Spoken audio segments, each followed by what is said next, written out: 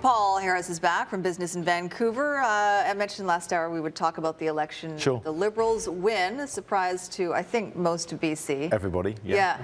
But business leaders probably fairly happy about it.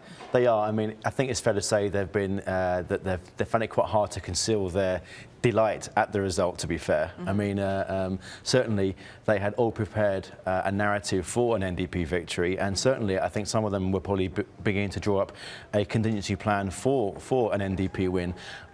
There isn't one executive I've met or spoken to who had ever thought that there would be a Liberal victory, certainly. So they were certainly bracing for that reality. Right. But it's also fair to say that they were finding it hard to conceal their concerns at what an NDP government, might look like. Not least because because of the history of the NDP in terms of how they handled the economy some time ago. Right. Yeah. And so for them, I think for business, it really showed that it showed them that the voters felt that the economy mattered, and that business certainty was certainly going to be important.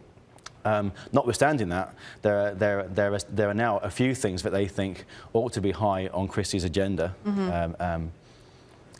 Going forward, not least. What do they want? Well, not least working to improve the rate of productivity for the BC economy, which could do with an improvement.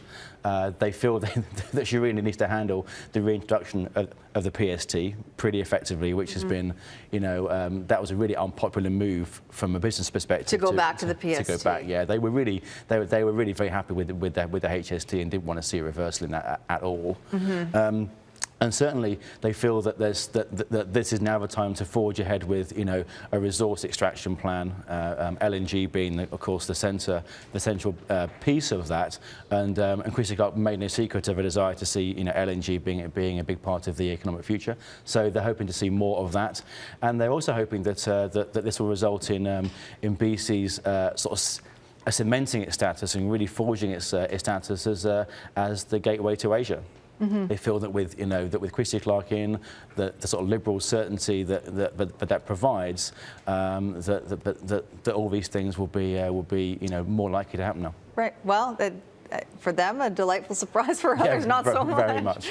All right. Thanks very much, Paul. Thanks, Sophie. You can read more about it on Business in Vancouver's website, BIV.com, and you have an election special coming out next week as well. Yeah.